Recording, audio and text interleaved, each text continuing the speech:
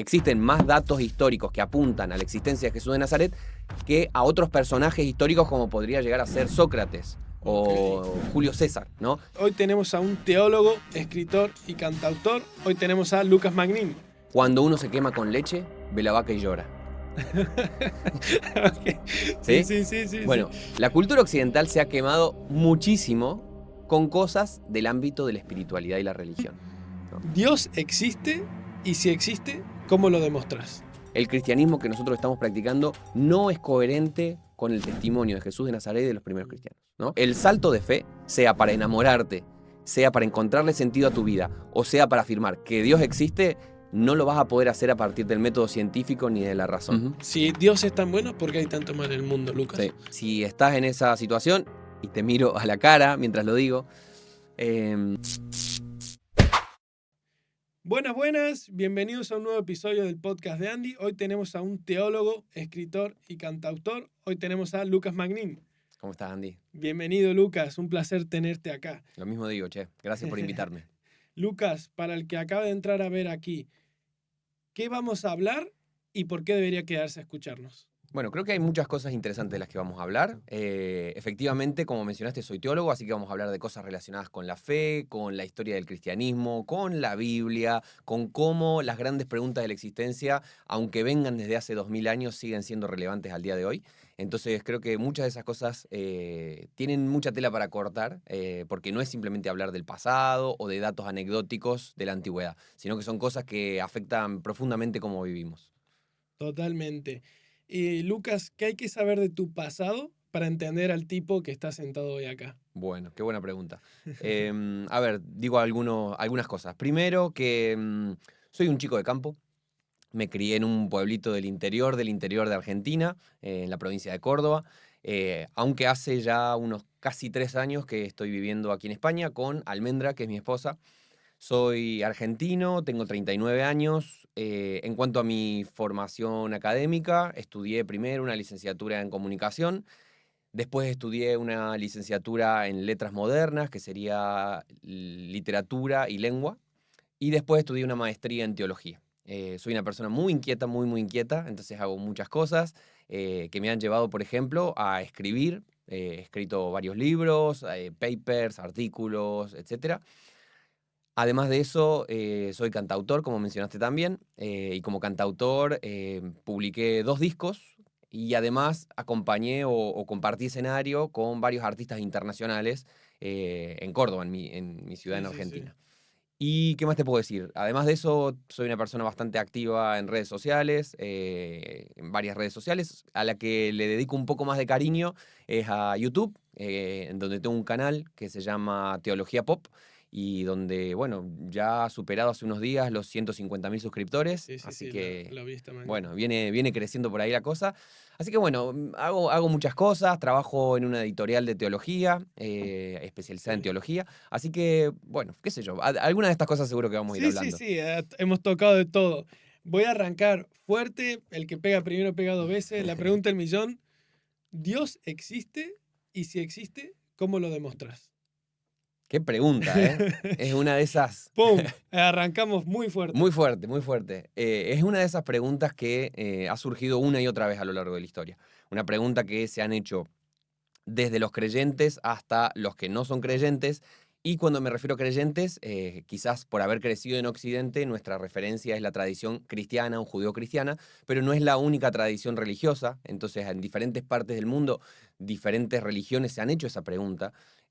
Quizás la fe cristiana ha sido la que más enfáticamente ha penetrado en la pregunta de cómo demostrar la existencia de Dios, ¿no? Muchas otras tradiciones y religiones se han preguntado acerca de si Dios existe, pero el cristianismo se ha tomado mucho esfuerzo en ver cómo se puede llegar a demostrar, ¿no?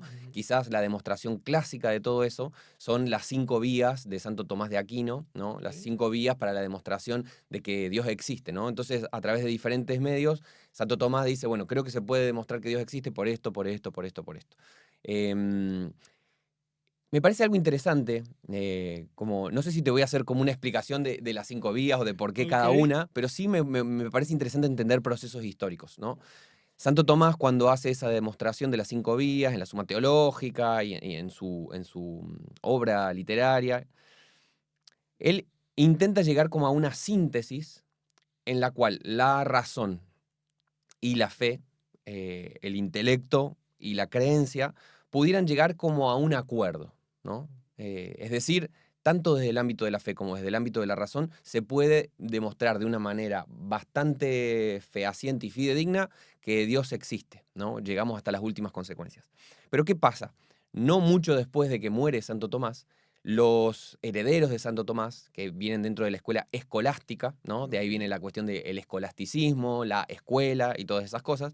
La escolástica eh, tuvo hacia el final de su periodo, antes de la época de la Reforma Protestante, varios personajes que empezaron a poner un poco en crisis la síntesis medieval que logró Santo Tomás, por Ok, decirlo de alguna manera, ¿no? ok. ¿Qué significa esto? Que donde Santo Tomás te dice, la razón y la fe van absolutamente de la mano, pueden caminar juntas y ambas llegan al mismo punto, es decir, por mi creencia o por el intelecto voy a llegar al mismo punto de que Dios existe y que es particularmente el Dios cristiano. Ujú, Los herederos de Santo Tomás dicen, más despacio, cerebrito, ¿sí? Vamos a tomárnoslo un poco más tranquilo. ok.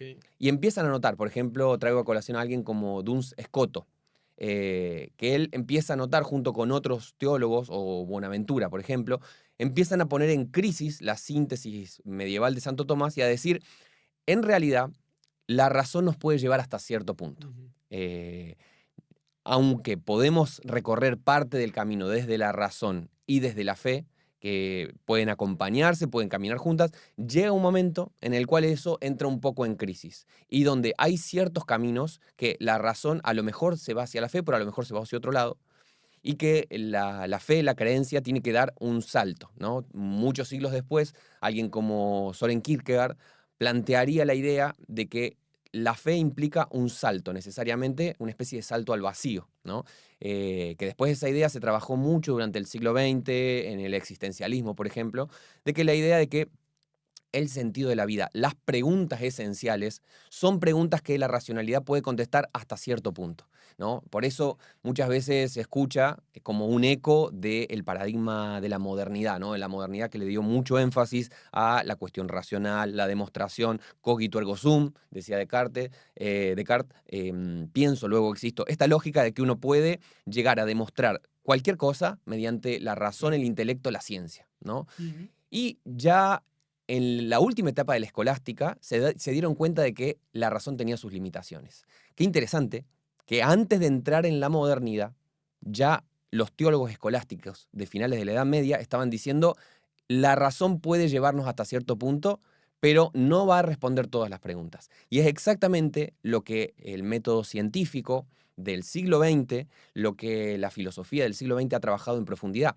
Alguien, por ejemplo, como Kuhn o Lakatos, son todos filósofos que en la segunda mitad del siglo XX se han encargado de demostrar que aunque el método científico tiene sus pautas, tiene sus particularidades y puede llevarnos a cierto nivel de coherencia, de racionalidad en las cosas que nosotros percibimos, eh, eso no es lo mismo a decir esta es la absoluta verdad objetiva definitiva, ¿no? Entonces, sí o sí, la ciencia te lleva hasta un punto. ok, Las grandes preguntas de la existencia, ¿por qué amo? ¿Quién soy? ¿Cuál es el sentido de la vida? ¿Quién es Dios? Si Dios existe o no, la ciencia no te va a agarrar de la mano para llevarse a ese lugar. La ciencia te puede presentar como ciertos caminos, ciertas limitaciones, pero el salto de fe, sea para enamorarte, sea para encontrarle sentido a tu vida, o sea para afirmar que Dios existe, no lo vas a poder hacer a partir del método científico ni de la razón. Te ok. puede llevar hasta cierto punto, te puede acompañar en el camino, pero hay un salto de fe hacia las preguntas trascendentales de la vida que la razón no puede hacer.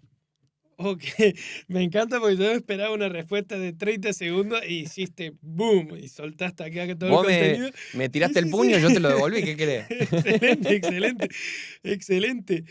Lo que pasa es que me ha surgido la duda de, hemos explicado como que no hay razonamiento solamente, sino que también hay un salto de fe.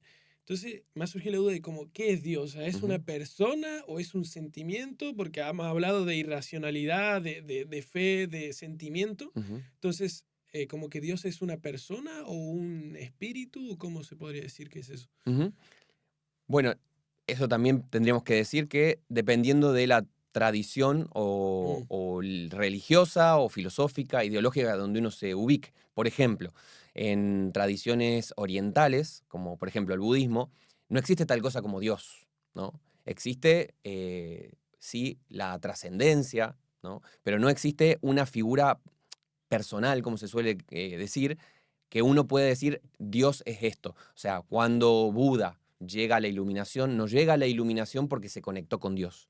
Llega a la iluminación porque dejó atrás las pasiones materiales, porque dejó atrás los deseos de esta vida, pero no es que dejó todo eso para unirse con Dios, porque no existe un Dios como tal dentro de esa tradición religiosa. Ahora, si venimos dentro de lo que son las tres grandes religiones monoteístas, ujú, lo que se suelen conocer como las religiones abrámicas, porque ambas, las tres, perdón, conectan con Abraham, ¿sí? Judaísmo, el cristianismo y el islam. ok. Las tres tienen como una figura central a Abraham. Em, Dentro de las religiones abrámicas monoteístas está la idea de que la trascendencia, la espiritualidad, no está apuntada a un referente como abstracto, sin mucha forma, sino que es alguien muy concreto, ¿no? Y acá el lenguaje empieza a quedarse corto para hablar de esto, porque decimos alguien, ¿no? Cuando Claro, hablamos de alguien, claro. nosotros decimos, bueno, alguien debería ser una persona. Y acá entramos en una complejidad para de qué manera nombramos a alguien que es personal, pero que no es una persona, ¿no? Es Exacto. decir, alguien con quien yo, a diferencia, por ejemplo, del budismo, donde no hay un Dios con el cual relacionarme, dentro del cristianismo, por ejemplo, se reconoce que hay un Dios y que ese Dios es alguien con quien uno puede tener una relación. Yo puedo orarle a Dios, yo puedo aprender de Dios, yo puedo seguir los caminos de Dios. Entonces, es personal, porque yo me puedo relacionar personalmente con él, pero no es una persona en el mismo sentido que yo soy una persona, ¿no? Ok, Entonces se suele hablar como, por ejemplo, diciendo, Dios es un ser, ¿no? ok, Es una ok, ok. palabra que, son esas palabras que no dicen mucho, pero más bien están intentando no decir otras cosas que pueden ser problemáticas, ¿no? Y dentro de la tradición cristiana, este Dios que es un ser y que es un ser personal, ¿no? Con el cual nos podemos relacionar, es al mismo tiempo, paradójicamente, uno y tres, ¿no? Por eso se Ok. suele hablar de Dios como la Trinidad Mm, o la triunidad. ¿Qué significa esto? Que Dios es uno, definitivamente es uno, pero es uno siendo Padre, Hijo y Espíritu Santo, ¿no? ok. Entonces, ¿qué creo que apuntan todas estas cosas? En una sociedad como la nuestra, que está tan pasada de vuelta, una sociedad súper secularizada, que yo digo todas estas cosas y parece chino básico, ¿no? Quizás en otra época la gente diría, sí, no tengo problema con todo esto, pero en nuestra época todo suena, uy, qué raro, ¿con qué se come esto? Em, en buena medida todo esto, primero nos hace tomar conciencia de los límites del lenguaje, Ujú, ¿no? El lenguaje es bellísimo y nos permite comunicarnos, nos permite entender la realidad. Sin lenguaje no hay pensamiento, porque yo para pensar tengo que pensar en palabras, con palabras. Yo no puedo pensar al margen del lenguaje. Entonces el lenguaje es fundamental. La razón para poder articular el lenguaje es fundamental también, pero como veníamos hablando recién, se queda corta, ¿no? Y cuando hablamos acerca de la trascendencia, de la espiritualidad, de quién es Dios, de cómo es Dios, nos quedamos un poco cortos, ¿no? Eh, y a lo largo de la historia se han practicado varias maneras de acercarse a ese misterio. ujú. Entonces, un camino sería, por ejemplo, el camino de las prácticas, ¿no? Dios es según lo que yo practico, ¿no? Entonces yo tengo Mm, que hacer cierta cantidad de cosas, yo tengo que comportarme de cierta manera, éticamente, moralmente. Otro acercamiento sería más desde la vivencia, la experiencia, ¿no? Entonces, por ejemplo, Dios es lo que yo vivo, lo que yo experimento, mi historia, ¿no? O la historia de, el pueblo de Dios, por ejemplo. Otro acercamiento sería más desde el ámbito emocional, ¿no? Y acá, por ejemplo, puedo traer un teólogo del siglo XIX, XVIII, XIX, que se llama Schleiermacher, que es como uno de los referentes, el gran referente del romanticismo en la teología y que después sería el padre de la teología liberal. Schleiermacher decía que Dios es lo que yo puedo tener con Dios es una sensación o una relación de absoluta dependencia, ¿no? Que a mí me parece súper interesante este concepto, porque es una absoluta dependencia en el sentido de decir, el vínculo que yo puedo tener con Dios, más allá de lo que yo haya vivido concretamente en mis prácticas o a nivel de mis ideas, tiene que ver con una entrega a Dios, ¿no? Lo más parecido sería decir un vínculo amoroso, ¿no? Por eso es como una absoluta dependencia, ¿no? Saber que uno tiene un vínculo con Dios, que se relaciona con Dios. Otra forma de acercarse a todo ese misterio sería plantear la idea de la racionalidad, es decir, Dios tiene que ver con que yo comprenda en mi mente, en mi razón, específicamente qué o quién es Dios. Entonces, podría seguir, ¿no? Pero Sí, fíjate, sí, te sí, hablé sí. de un acercamiento más desde la moral y la ética, un acercamiento más desde la experiencia y la historia, un acercamiento más desde la sensación De la de la emoción. dependencia y la emoción, y otro acercamiento más desde la razón y las ideas, ¿no? Cada uno de estos caminos a lo largo de la historia, por ejemplo, dentro de la fe cristiana, se ha recorrido intentando decir, bueno, desde acá nos conectamos con Dios. E interesantemente, estos 4 caminos y los otros que uno podría traer a colación, han sido recorridos desde la tradición cristiana, pero me gusta una metáfora que da un autor que dice, cada uno de estos caminos son como ríos que conducen al mar, ¿no? Mm, Entonces, quizás por cómo soy yo, a lo mejor me inclino más por uno de estos claro. caminos u otro. O no solamente yo, sino grandes escuelas teológicas, ¿no? Qué sé yo, capaz que Santo Tomás, por su gran capacidad de articulación, iba por el camino de decir, con las ideas yo llego. Y otros, los místicos, a lo mejor te dicen, no, mi relación con Dios es el camino de la pura dependencia, ¿no? Del vínculo amoroso. Eh, Me gusta este autor que se llama Richard Foster, que dice, cada uno de estos son caminos que llevan hacia el mar. Y el mar es justamente Dios como misterio. Dios como misterio, ¿qué quiere decir que es un misterio? Misterio tiene que ver con el concepto de no poder hablar, ¿sí? O de guardar silencio. Ante el misterio, ante quién es Dios, ante estas grandes preguntas que nos estamos haciendo, en buena medida uno puede decir muchas cosas, pero también tiene que saber guardar silencio. Ante la figura de Dios hay que saber callar también, porque por más que lo experimentemos, lo sintamos, lo pensemos, lo actuemos, hay mucho de todo eso que excede nuestra capacidad de vivirlo, de sentirlo, de hablarlo. Entonces Dios nos hace también tocar el límite de la existencia, ¿no? Ok. Dios nos hace ser conscientes de nuestra humanidad. Dios nos hace ser conscientes de que nuestra capacidad para entender las cosas, para sentir o vivir o practicar las cosas, es limitada, tiene sus limitaciones también. Y me gusta este concepto de guardar silencio, ¿no? Porque estamos contemplando algo demasiado grande para nosotros, ¿no? Entonces, cuando uno está, eso, ¿no? Como, imagínate, como un paisaje gigantesco, precioso, increíble, uno llega hasta ahí y lo que puede hacer es como contemplar. Claro. Como contemplar, se tira un poco para atrás, se pone a mirar y dice, esto es una cosa increíble. Esa sensación de contemplación, de misterio, creo que es algo que muchas veces perdemos en nuestro estilo de vida, tan apresurado, en nuestro estilo de vida que técnicamente tiene todo súper claro y que si no lo sabemos se lo preguntamos a ChatGPT y lo resuelve por nosotros o Sí, lo sí, sí. googleamos. Entonces creo que incorporar esta dimensión del misterio a nuestra vida cotidiana puede ser algo muy potente como para, bueno, primero ser conscientes de quiénes somos nosotros y después también para abrirnos a la posibilidad de que no solamente Dios puede existir, sino que ese Dios que puede existir también sea relevante para mi vida cotidiana, para mis decisiones, para cómo siento el mundo, cómo lo pienso, para cómo me relaciono con los demás. Ok. Creo que se ha relacionado mucho tu primera y segunda respuesta de cómo lo racional también tiene algo irracional que hace que también tengas que guardar silencio y demás. Entonces me ha gustado mucho las dos respuestas. Y retomo lo de la Santísima como Trinidad de Dios, Espíritu Santo y Jesús. Al final Jesús es como una muestra ser humano de Dios, ¿no? Ujú. Es como un humano que llegó. Em, ¿Cómo se demuestra, bueno, quién fue Jesús y por qué es tan importante en nuestra historia de Occidente, España, América, etcétera? ¿Por qué es tan importante Jesús y quién fue Jesús? Vale. Qué pregunta, ¿eh? Podría pasarme un buen rato meditando en esto. A ver, hay como dos grandes acercamientos que se han ensayado en la historia acerca de quién fue Jesús. Se suele conocer como una cristología. Cristología es hablar de Cristo. Ujú. Eh, entonces, una cristología desde arriba y una cristología desde abajo, ¿no? Son como dos caminos. Ok.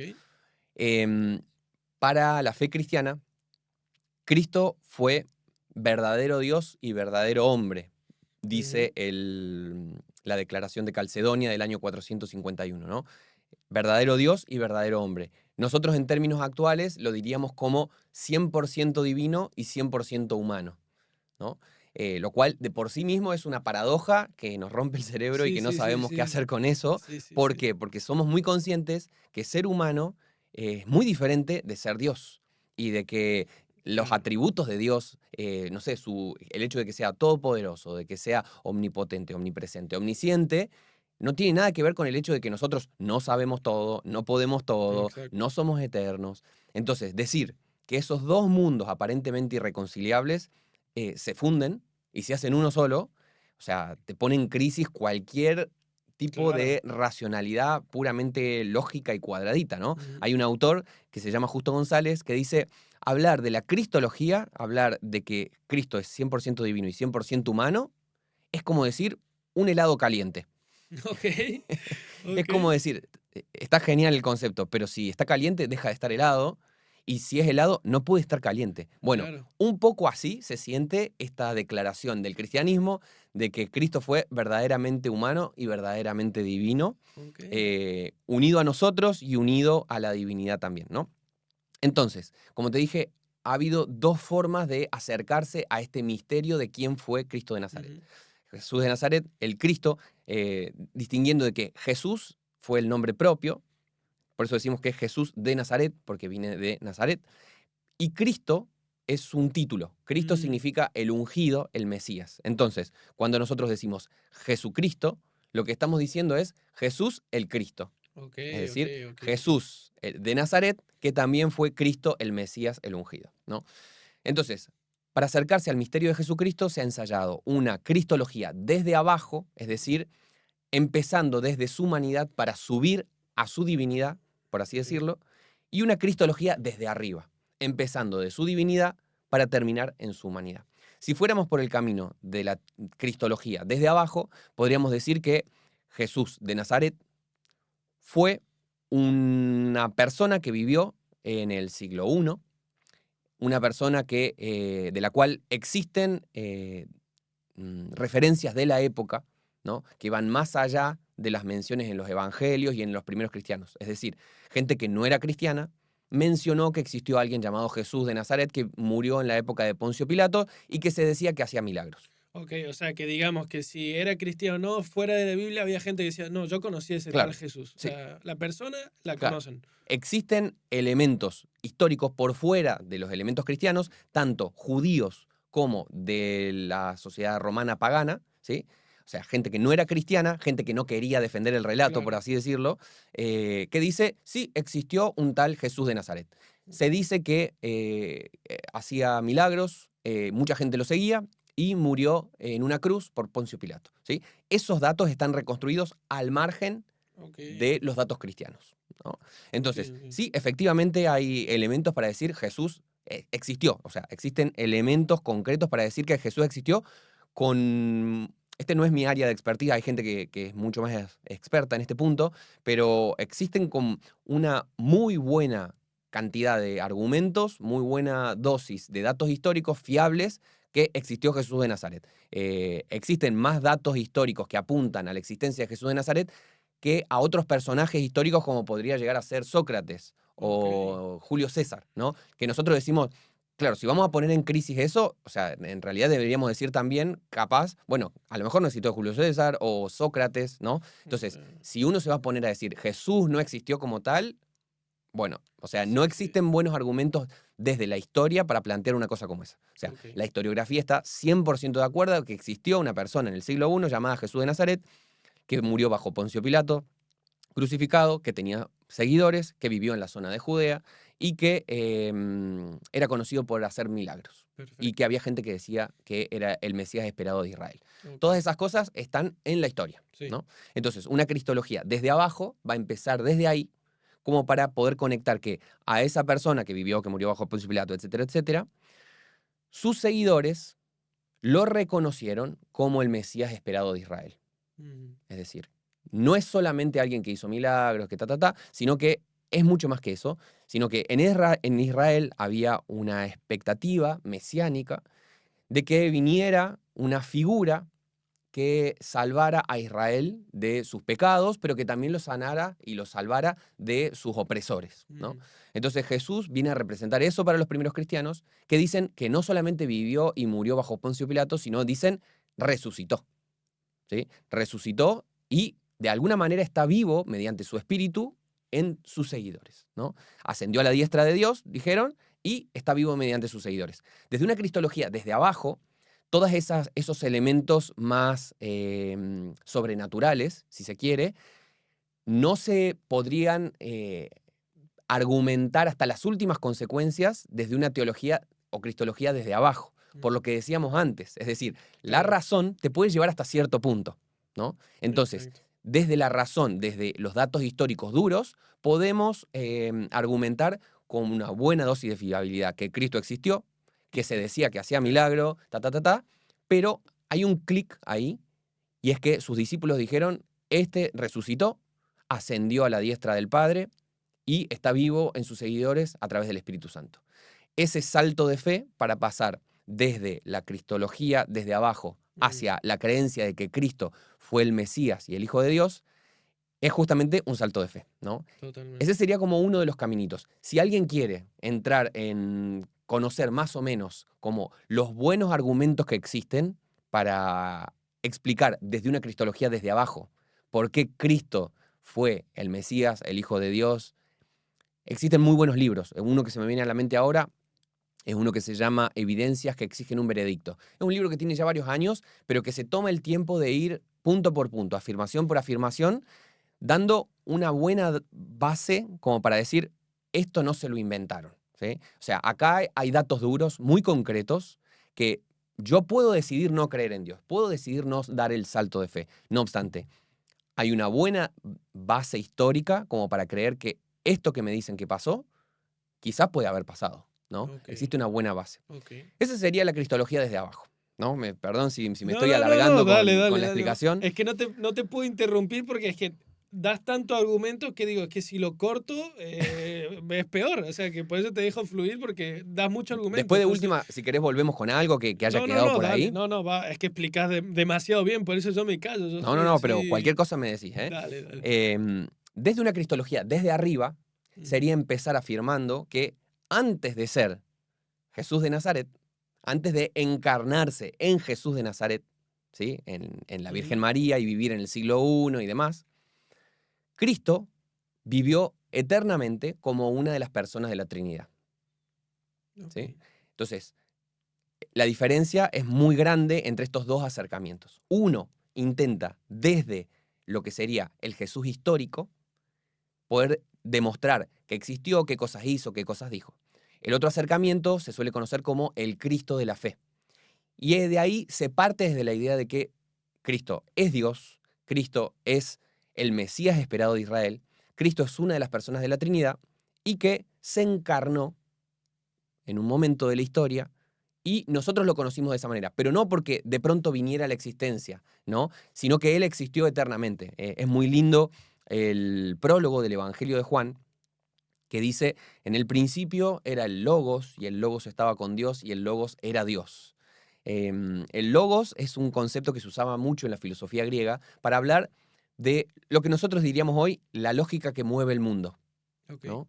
¿Cuál es la lógica que sostiene el mundo en su lugar, que hace que todo fluya, que todo sea armónico? Y el evangelista dice, en el principio, este Logos estaba con Dios y era Dios, ¿no? Ahí se nos plantea el aspecto trinitario, ¿no? De que es una de las personas de la Trinidad y estaba con Dios y era Dios. Y dice un poquito más adelante el prólogo, y ese verbo, ese Logos, se hizo carne y habitó entre nosotros y vimos su gloria, gloria como del unigénito del Padre, lleno de gracia y de verdad, ¿no? A mí me parece, en lo personal, es mi versículo favorito de toda la Biblia. Y si alguien tiene ganas de seguir mirando videos después de ver este podcast, le recomiendo un video que hice en mi canal que se llama El versículo más importante de toda la Biblia, donde hablo justamente de ese versículo, ¿no? Donde me meto 15 minutos a darle rosca sobre Juan capítulo 1, versículo 14, ¿no? Porque creo que ahí existe como el núcleo duro de qué va el cristianismo, ¿no? Es decir, que hay un Dios que en un momento de la historia dijo, me voy a hacer carne, me voy a hacer humano. Y este es como el gran parteaguas de la historia. Hay un antes y un después de Cristo. Hay un momento en el cual nuestra experiencia como seres humanos es potenciada porque de pronto lo divino se acercó, ¿no? Lo trascendente, lo absolutamente otro, dirían los filósofos, se hizo como uno de nosotros, ¿no? Y habitó entre nosotros y vimos su gloria, gloria como del unigénito del Padre, ¿no? Entonces, desde un acercamiento del Jesús histórico, la cristología desde abajo, podemos desarrollar hasta cierto punto Claro. los argumentos racionales que existen para decir, efectivamente, este fue el Hijo de Dios, como dijo el Sí. soldado a los pies de la cruz, ¿no? Ok. Efectivamente, este fue el Hijo de Dios. Desde una cristología desde arriba, nosotros ya empezamos diciendo, ok, Dios existe, y no solamente que Dios existe, sino que es una Trinidad, y no solamente eso, sino que Cristo se encarnó, ¿sí? Es como otro acercamiento para probar todas estas cosas. Pero son dos caminos que, creo yo, y por eso soy cristiano, si ambos caminos están bien hechos, el que sube y el que baja nos llevan al mismo punto, ¿no? Y que Claro. es la experiencia de un Dios que podemos conocer gracias a que Cristo se manifestó. Porque si no, y esto también está tomado del Evangelio de Juan, que termina diciendo que Cristo nos explica al Padre, Cristo nos viene a presentar al Padre. En griego, el término que se usa ahí es exegomai, que significa, básicamente, es la misma palabrita de la cual nosotros sacamos la palabra exégesis. Cuando uno hace una exégesis de algo, es una interpretación, la correcta interpretación. En otras palabras, si tuviéramos que parafrasearlo, Cristo es el que nos ofrece, dice la teología cristiana, la verdadera interpretación acerca de quién es Dios. ¿Qué significa eso? Que por mis propios medios, por mi propia iluminación, porque yo sea repicante, no lo puedo saber, ¿no? Yo no puedo saber quién es Dios a menos que Dios haya tomado la iniciativa, la decisión de acercarse a mí, ¿no? Es tan grande Dios, y acá conectamos con lo que decíamos antes, es tan grande, es tan misterioso, es tan absolutamente otro, que yo desde mi pequeño lugar en el mundo, mi pequeña racionalidad, mi pequeña emocionalidad, mi pequeña capacidad moral, no puedo conocer ni abrazar un Dios tan grande como ese. Si no fuera porque Dios mismo ha tomado la iniciativa de acercarse a mí, ¿no? Eso básicamente es lo que propone el cristianismo. Que el ser Ok. humano, con todo lo bueno que tiene, con toda la belleza que tiene sus limitaciones, ¿no? Y creo que todos podemos ser absolutamente Sí, sí, conscientes eso. de las enormes limitaciones que tenemos en nuestra existencia, ¿no? Pero esas limitaciones son abrazadas por Dios mismo que ha decidido acercarse a nosotros. Eso a mí me rompe la cabeza y desde ese lugar es que vengo hablando y habitando el mundo desde hace ya varios años. Es que te iba a decir, me repetía lo que vos decías de hoy en día es muy difícil que alguien pueda entender esto. Y es que cuando hablaba de Dios se me acerca, el cristianismo resucitó una persona. Claro, yo me imagino el que está viendo que es la primera vez que escucha algo sobre Dios, debe estar diciendo, este tipo, ¿qué está hablando? O sea, este tipo está loco. Ujú. Pero, como digo, no te he interrumpido porque das mucho fundamento y das tu opinión. Entonces hemos entendido que es Dios. ¿Cómo podemos llegar a entender Dios, Jesús, el cristianismo? Porque hablaste de los fundamentos. Entonces ahora quiero pasar más a lo humano, a la historia, ¿no? A la Ujú. iglesia y el poder.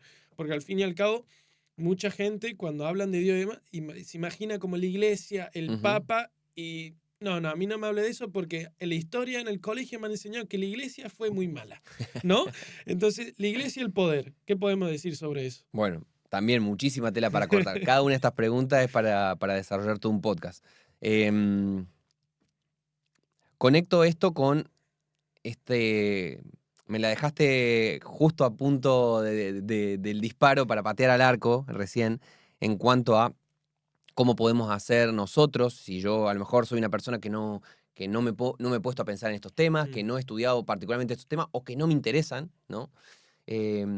Yo creo que la sociedad occidental es una sociedad muy cínica en muchas cosas, ¿no? Porque estamos, ok. en Argentina tenemos un dicho que es muy bueno, que es, cuando uno se quema con leche, ve la vaca y llora, Ok. Sí, ¿sí? sí, sí, sí, sí. Bueno, la cultura occidental se ha quemado muchísimo con cosas del ámbito de la espiritualidad y la religión, ¿no? Entonces, somos una sociedad muy cínica, una sociedad secularizada, una sociedad pasada de rosca, pasada de vuelta. Entonces, cuando quizás yo vengo y te digo todas estas cosas, vos decís, ¿de qué me está hablando este tipo? ¿No? Quizás un poco ese cinismo uno lo puede conectar con la experiencia de alguien que está enamorado, ¿no? Y a lo mejor vos has tenido la experiencia de que tuviste una muy Claro. mala relación. tuviste una muy mala experiencia en el amor, entonces sos una persona cínica. Claro. No, yo no quiero saber nada con nadie, son todas iguales, no, yo no voy a volver a entrar en esta, qué sé yo. Sí, Y sí, de sí, sí. pronto yo vengo y te digo, pero pará, o sea, yo tengo esta experiencia, yo estoy absolutamente enamorado, porque fíjate, mi esposa Almendra es así, pa, pa, pa, pa, pa. Desde ese lugar yo voy a ser un esperanzado, yo voy a ser alguien Claro. que mira con fascinación esto, que vos estás mirando desde el cinismo. Mm, Me parece interesante decir que la cultura occidental está en este polo, está actualmente en el polo del cinismo. mm, Hubo mucho tiempo donde se daba por descontado de que la forma de existencia era estar enamorado, por así decirlo, ¿sí? Es decir, donde la forma de existencia era decir, sí, Dios existe, ¿sí? Todos pensamos nuestra vida y nuestra existencia desde ese lugar de que Dios existe, de que el cristianismo es real. Hoy en día el péndulo se fue para otro lado, ¿no? Entonces, en ese contexto actual, poder escuchar a alguien que está enamorado, a lo mejor uno dice, sí, todo bien, es tu experiencia, seguí para adelante, pero yo no lo descartaría tan rápido. Yo no descartaría tan rápido de que hay algo de verdad y de hay algo de potencia también en este testimonio, en esta experiencia, alguien que te está contando, che, yo lo estoy viviendo, esto me mm, está pasando a mí, yo puedo dar testimonio, y de ujú. eso tiene mucho que ver la fe cristiana, dar testimonio, contar algo, ¿no? Como cuando uno está, cuando te convocan para ser testigo en un juicio, Claro. uno no tiene que demostrar nada, porque el juez es otro. Pero un testigo dice, bueno, mira, a mí me pasó tal cosa, yo vi tal cosa, yo puedo dar fe, puedo dar Mm, testimonio de que estas cosas que yo vi, esto pasó. Vos después tomás tus decisiones, pero esto pasó. Es un poco lo que nosotros podemos efectivamente hacer en relación con la fe cristiana. Y ahora sí lo conecto a todo esto con lo que me decías de la historia de la iglesia, porque en buena claro. medida el motivo por el cual nuestra sociedad occidental está quemada con leche, entonces cuando ve la vaca del cristianismo, sale corriendo, llora y no la quiere ni ver, Totalmente. porque cuando miramos para atrás vemos cosas tremendas, terribles, que se han hecho en el nombre de la fe y con la firma de la iglesia, por así decirlo, ¿no? Exacto. Hay cosas increíbles también, ¿no? No sé, desde nuestras instituciones, desde cosas que nosotros damos por sentadas, como por ejemplo el hecho de que todo ser humano es digno, por ejemplo, el hecho de que, por ejemplo, se ha luchado contra la esclavitud, el hecho, por ejemplo, de que las mujeres tengan ciertos derechos para, no sé, la vida cotidiana, Ujú, cosas que hoy damos por absolutamente sentados, que eso debería ser así. claro. El hecho de que la ciencia y el pensamiento racional nos acerque a cierto entendimiento del mundo. eh, la invención de las minúsculas y el alfabeto tal como lo conocemos. Ok. Todas esas cosas están directamente ligadas con la historia del cristianismo también. Entonces hay que decir las dos cosas. O sea, hay luces que son muy luminosas y hay sombras que son muy oscuras, ¿no? Entonces, el cristianismo es ambas cosas, ¿no? Hay una frase de Umberto Eco que me gusta mucho. Umberto Eco, un semiólogo y escritor italiano, autor de El nombre de la rosa, que es una novela maravillosa. Él dice, ¿qué es el cristianismo? Se podría preguntar un marciano del año 3000. ¿Y quiénes fueron los cristianos? ¿Eran esos que mataban a los herejes o que eran comidos por los leones en el circo romano? Mm, Los dos, ¿no? Entonces, Humberto Eco, con mucha maestría, dice, en realidad, la historia del cristianismo está habitada por luces y por sombras, ¿no? Pero como nosotros pertenecemos, perdón, a este péndulo del cinismo, claro, nos sale más fácil quedarnos con las sombras. claro, claro. Si vos le hubieras preguntado a alguien que estaba en la otra parte del péndulo, te iba a decir, bueno, hubo algunas cosas que están malas, pero en realidad casi todo estaba bueno. Mm, Hoy en día, el péndulo occidental se ha ido a, puede ser que alguna cosa esté buena, pero en general casi todo está malo, ¿no? exacto, Em, y exacto. acá es importante para las personas que somos creyentes hacer una absoluta autocrítica y hacer una absoluta aceptación de la historia. A mí no me gusta esos acercamientos de decir, bueno, en realidad eso no pasó. Mm, En realidad la conquista de América, no, eso no pasó. En realidad las cruzadas, no, eso no pasó. La casa de los herejes, no, eso. Ojo, claro. hay mucho dato histórico duro sobre cada una de estas cosas, como para hacernos los tontos de que eso pasó, ¿no?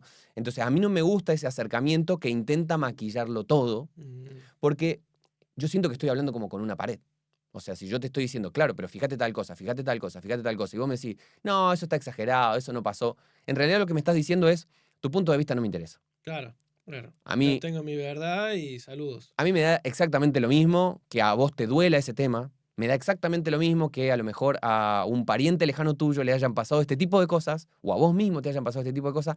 Me da exactamente lo mismo, porque lo único que yo quiero es estar seguro en mis creencias. Entonces, yo empezaría por ese punto de una profunda autocrítica, una profunda aceptación. Porque también esto tiene sentido desde la fe cristiana. Hay un famoso adagio de un padre de la iglesia que dice, lo que no es asumido no es redimido. Lo que no se asume, lo que no se acepta, no puede ser redimido. Entonces, si nosotros Mm, no aceptamos las cosas que han pasado en la historia del cristianismo, cosas terribles, cosas durísimas, cosas que ofenden el legado de Jesús de Nazaret, no podemos redimirlo tampoco. Entonces, parte de redimirlo es decir, eso pasó, nos duele, nos arrepentimos, no creo que ese sea el camino y tenemos que mejorar. Todo eso es parte de una aceptación y un reconocimiento de lo que pasó. Que por supuesto, no significa necesariamente que yo lo haya hecho. No no, significa que yo mismo fui el responsable de las cruzadas, ¿sí? No, esas son personas concretas que vivieron en el siglo XII, ponele. No obstante, todo eso es parte de la herencia familiar, por así decirlo, ¿no? ujú, De la gran familia de la historia del cristianismo, todo eso está y me parece que es una actitud cristiana incluso poder decir, eso pasó, estamos arrepentidos y no queremos volver a cometer errores como esos que otros cristianos en otro momento tomaron. Y es muy fácil agarrársela con errores del pasado y decir, mm, claro, ellos no entienden nada. Ellos eran tontos o eran perversos o eran herejes o eran gente que vivía en otra época simplemente. Lo difícil es poder aprender de esos errores para no cometer errores similares, porque nosotros no vamos a cometer exactamente los mismos, pero vamos a cometer errores similares, ¿no? Y vos traías a colación la cuestión de la iglesia y el Estado. Y esto también me parece un punto importantísimo para entender la historia del cristianismo. ¿Y por qué digo esto? Porque el cristianismo nace como una religión absolutamente marginal y minoritaria. El cristianismo nace en el siglo I siendo lo que se conocía como una secta dentro del judaísmo. Es decir, dentro de la religión judía hay un grupo, y cuando digo secta no me refiero a una cuestión sectaria, sino a un grupo dentro de una religión, ¿no? claro, claro. Se lo conoce con ese nombre, ¿sí? En la época del judaísmo del siglo I tenías los fariseos, los celotes, los saduceos, y dentro de esos diferentes grupos surgió uno que eran los del camino, como se conocieron al principio. Ah, Los del camino. ¿Por qué? Porque reconocían a Jesús como el camino y también porque era gente itinerante, bastante itinerante. Entonces, pero hoy en día sigue existiendo lo del camino y sí, demás aquí en España. Ok, sí, es uno de los nombres que se le suele dar a los cristianos, ¿no? ok, Los del camino. ok. Después dice la Biblia que la primera vez que le dijeron cristianos fue en Antioquía, en la ciudad de Antioquía de Siria.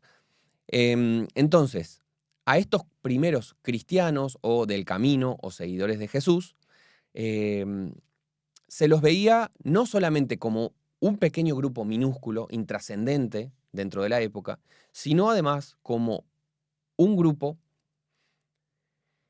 que era bastante mal visto a nivel social. Y esto por varias cosas. En primer lugar, porque ya de por sí los judíos dentro de la sociedad grecorromana eran mal vistos. ¿Sí? Claro. Eran una gente rara que tenía sus propias comidas, sus propios rituales, que no se mezclaban mucho, etc. Medio que los dejaban estar, ¿sí? Los dejaban ahí, let it be, tranquilitos, ellos dejarlo en su país, son un poco particulares. Así se veía dentro de Roma, por ejemplo, lo que pasaba en Judea. Claro. Y además de todo eso, empiezan a haber algunos problemas dentro del judaísmo y del cristianismo en particular en relación con la cultura grecorromana. Algunas cosas que se decían sobre los cristianos. Decían, estos cristianos se comen a sus hijos. Eran caníbales. ¿Por qué? Porque habían escuchado el relato de que Cristo había nacido, el pesebre, toda esta cuestión, y dice que ellos comían el cuerpo de Cristo. Entonces, Mm, a partir de ahí, ok.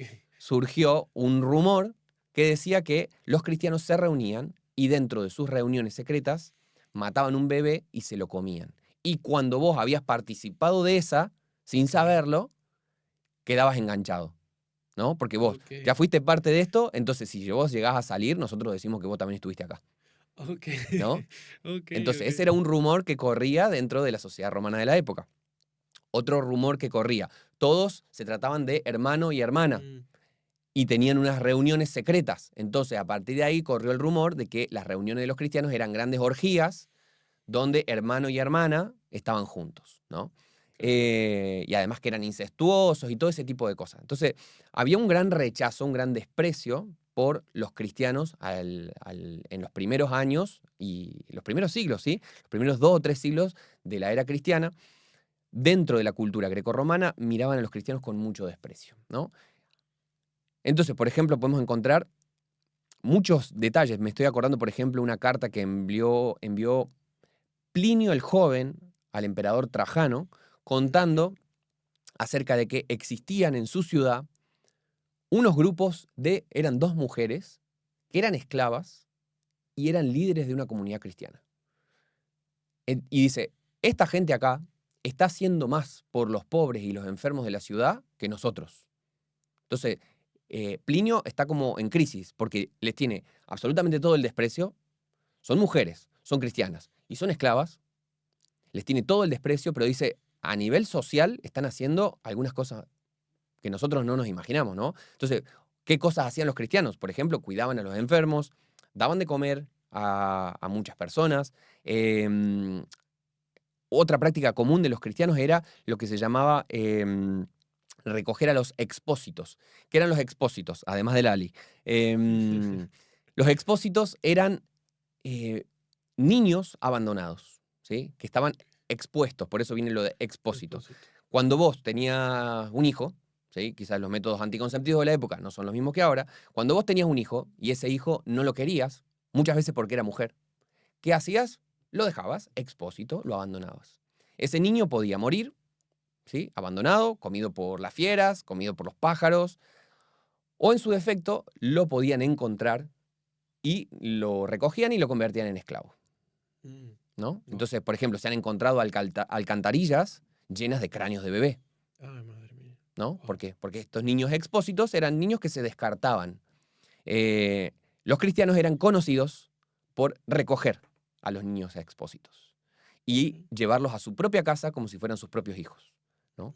Entonces, todo ese tipo de cosas, aunque la sociedad grecorromana miraba a los cristianos con mucho desprecio y decía, ¿quién es esta gente? Son rarísimos, no nos gusta. Además, no participan de nuestros rituales, se niegan a darle honor al emperador. Dicen que hay otro rey, porque dicen que Cristo es el Señor, dicen que Cristo es el rey, y todo eso, es visto como subversivo dentro del contexto romano. Sin embargo, con el paso del tiempo empezaron a surgir este tipo de cosas, como decir, che, esta gente podrá ser rara, pero hacen todo este tipo de cosas que no nos dejan muy bien parados a nosotros tampoco.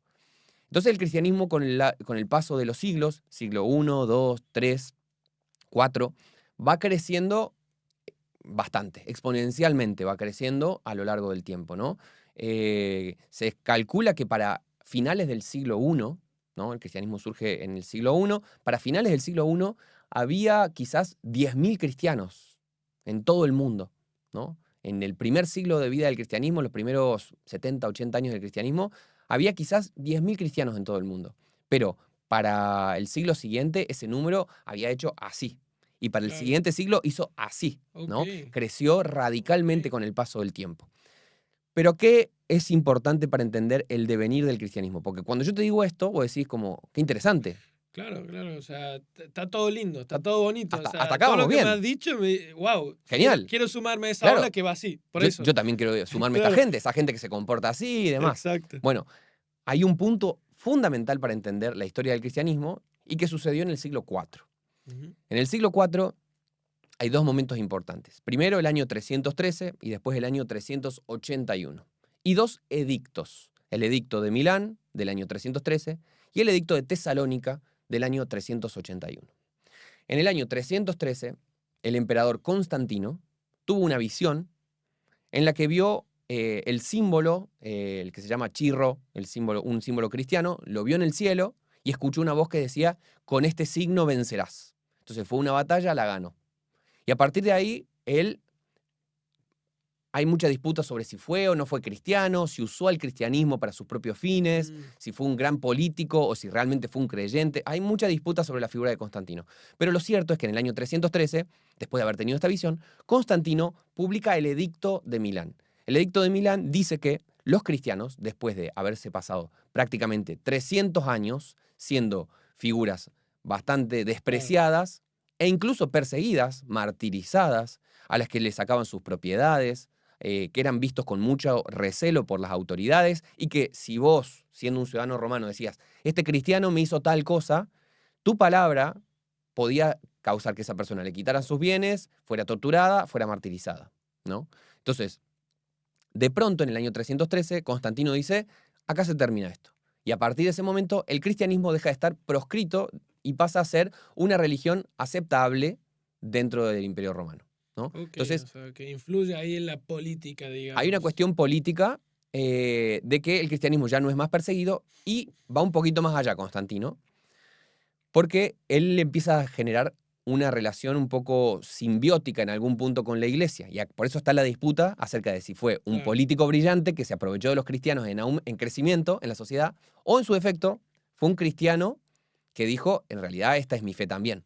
Lo cierto es que Ok. empezó a generar un vínculo con los cristianos de hacerles favores, darles algunas propiedades, por ejemplo, expropiar templos paganos y dárselo a los cristianos. Por ejemplo, cubrir gastos para organizar algunos eventos importantes, como por ejemplo el Concilio de Nicea. El Concilio de Nicea, que es muy importante, del año 325, en buena medida ese concilio se pudo realizar gracias a los fondos imperiales que permitieron que obispos de diferentes partes del imperio se reunieran en la ciudad de Nicea para debatir sobre estas doctrinas cristianas que le respondían a la herejía de los arrianos. Wow. Entonces, ya ahí hay un acercamiento, porque Sí, fíjate, sí, sí, no sí. es solamente el hecho de que ya no es perseguido, sino que el Estado le está dando beneficios, digámoslo Sí, así. sí, o sea, totalmente politiqueo. O sea, Claro, me salto a hoy en día, pero hoy en día está pasando también, ¿no? O sea, como, cristiano, bueno, vamos a juntar claro, votos aquí. claro. O sea, wow. Sería un poco como el equivalente de Sí, decir, sí, mira, yo te doy tal cosa y claro. vos te encargás de hablarle bien de mí a tu feligrese. Exacto, Ponele. exacto. Wow, Uno podría hacer un poco wow. ese guiño. Pero, aunque Constantino en el año 313 publica el Edicto de Milán, que fue muy importante, en realidad el Edicto de Milán todavía está a mitad de camino.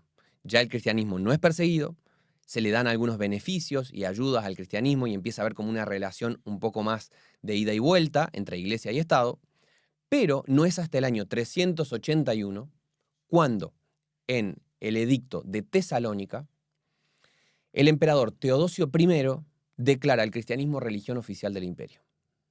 Hasta ese momento el cristianismo va creciendo en sus vínculos carnales, podríamos decir, con el Imperio Romano, pero recién oficialmente en el año 381, el cristianismo se vuelve la religión oficial del Imperio Romano. Ok. Y esto es muy, muy, muy importante. Claro, el romano dominaba el mundo, básicamente, Sí, ¿no? básicamente. Wow. Entonces, de pronto, el gran imperio de la época es un imperio ahora cristiano, donde antes era pagano, ahora es cristiano.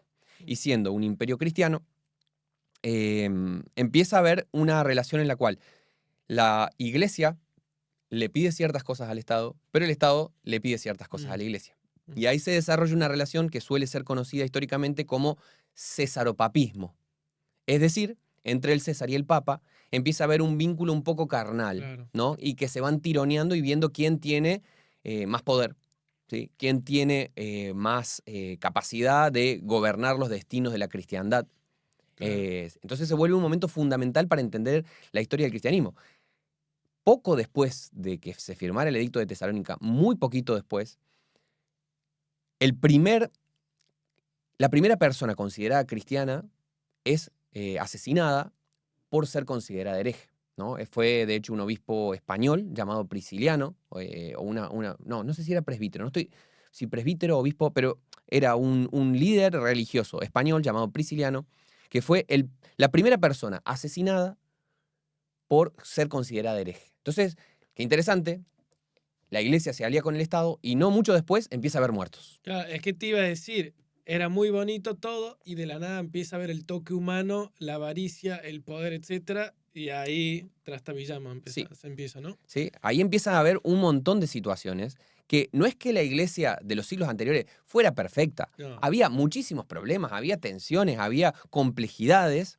No obstante, cuando el cristianismo se alía con el imperio, se produce una profunda transformación de qué va el cristianismo.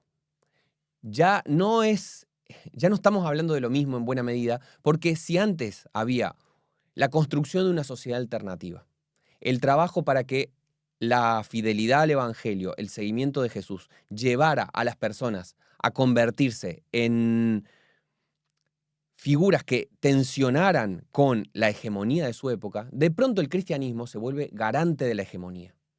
De pronto el cristianismo tiene que decir, el mundo es así, y nosotros ponemos la firma, ¿no? Entonces es un momento esencial para entender lo que fue el resto de la historia Claro. a partir de finales del siglo IV, Ok. ¿no? Y más aún cuando recordamos que unas décadas después cae el Imperio Romano de Occidente, con base en Roma, Ujú. y cuando cae el Imperio Romano de Occidente, de pronto encontramos que cada uno de estos países que van quedando, o reinos que van quedando, países todavía no eran como tales, pero sí reinos que van quedando, cada uno de estos reinos, en general, mantiene la fe cristiana, que fue lo que permitió unificar a muchos de estos proyectos, ¿no? Ahora que ya no existe el Imperio Romano, lo que quedó fue la Iglesia, ¿no? Entonces también la Iglesia, cuando cayó el Imperio Romano, toma un gran poder y Sí, se sí, vuelve sí. central para guiar los destinos de Occidente. Entonces, aunque el cristianismo hasta el siglo IV no es que sea ni perfecto, ni... No, o sea, es una historia compuesta por seres humanos. Sin embargo, en the fabrics, como dicen en inglés, ¿no? En la textura, en el entramado mismo de qué es el cristianismo, se produce un cambio profundamente radical hacia fines del siglo IV, cuando el cristianismo se vuelve la religión oficial del Imperio Romano. Creo que muchas de las cosas que hoy en día nos generan urticaria, que no nos gustan, que nos molestan de Mm. la historia del cristianismo, están muy ligadas con ese cambio de paradigma, donde el cristianismo pasó de ser perseguido a ser perseguidor, de ser una Eh, alternativa a ser garante de la hegemonía, de ser un grupo de personas que tienen su lealtad puesta en el hecho de que Cristo es el Señor y que lo están siguiendo y que intentan vivir según sus pisadas, a una gran institución que tiene que, en buena medida, cuidar de los destinos de Occidente. En lo personal, y acá me acompañan muchos historiadores, encuentro que se rompió algo en ese proceso. es Y que por eso que muchas veces los cristianos, cuando dicen necesitamos volver a las bases, intentan mirar a lo que pasó antes de ese momento, porque en ese momento se produjo una ruptura muy grande. Entonces, mm, cada vez que el cristianismo, después de eso, ha dicho, me parece que estamos perdiendo nuestra identidad, uno mira para el pasado y dice, a ver, ¿cómo lo hicieron estos primeros cristianos que estaban insuflados por la esperanza de que Cristo había resucitado? Siempre el cristianismo ha dicho, necesitamos volver a ese corazón que muchas veces por las presiones políticas, por las presiones económicas, muchas veces sentimos que lo hemos perdido un poco. es que yo, mientras hablaba, yo iba a decir, cuando yo hablé de iglesia y poder, me imaginaba siglo XV o me imaginaba, no sé, al Papa, y empezaste a hablar del siglo cero y yo dije, pero ¿por qué se me fue tan allá? Pero cuando explicaste todo esto, ahora entendí mucho el por qué y el cambio tan abismal que mencionás. Entonces, increíble. Lo que pasa es que, de nuevo, creo que sobre todo en mi juventud, cuando hablamos de iglesia, nos imaginamos el Papa, la iglesia con todos los Cristos ahí y demás. Pero surge un protagonista que siempre hablas mucho en tu canal y es Martín Lutero. Ujú, Entonces yo quería tocar este tema porque, como digo, hablas mucho de Martín Lutero, protestante, y como que lucha con la iglesia. Entonces, esa gran disputa, porque eso sí creo que muchos jóvenes no sabemos. Siempre tenemos la ujú, iglesia del Papa, pero vos hablas mucho de Martín Lutero y una figura que cambia mucho la historia, ¿no? ujú, Entonces, ¿quién es Martín Lutero y qué significa protestante? ujú. Bueno, mira, sobre Lutero, como para mostrar mi fascinación con Lutero, escribí este libro que se llama 95 tesis para la nueva Uh, generación, Manifiesto de Espiritualidad y Reforma. Lo escribí porque, como bien dijiste, en mi canal tengo varios videos sobre Lutero, pero porque me parece una figura fascinante, ¿no? O sea, pensándolo como una figura histórica, me parece interesantísimo, porque Lutero en buena medida congrega y sintetiza procesos históricos muy, muy, muy complejos, ¿no? Lutero vive en el siglo XVI, o sea, el ok. 1500. Él nace en 1483 y muere en 1546. y es fundamental para entender lo que pasó en el siglo XVI, que es un siglo muy, muy, muy importante. Pasaron muchísimas cosas importantes en el siglo XVI que darían forma al mundo que nosotros conocemos hoy. Y de todos los personajes, de todas las figuras que marcaron el siglo XVI, quizás, si tenemos que quedarnos con uno solo, diríamos Martín Lutero, ¿no? Ok. Martín Lutero, que fue un monje alemán que desde su pequeño lugar en el mundo y desde su particularidad, su temperamento muy, muy, muy particular, su cabeza absolutamente creativa en muchos Ujú. sentidos, este monje cambió aspectos no solamente de cómo se pensaba la fe cristiana, sino de muchas situaciones a nivel social, cultural, político, económico, hasta artístico, ¿no?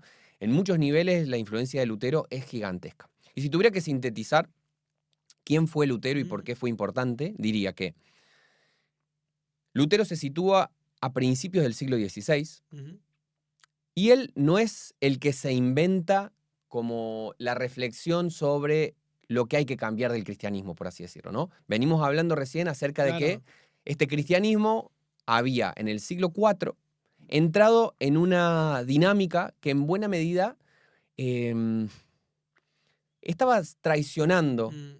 como su propia identidad, si tuviéramos que decir, ¿no? Sí, sí, o sea, como digo, Eh, si lo estudiamos en el colegio era como muy politizado y muy dominante, ¿no? claro, Entonces Martín Lutero cuestiona eso. Martín Lutero es uno de los muchos Ok. personajes que vienen diciendo, cuidado, nosotros no somos así, ¿no?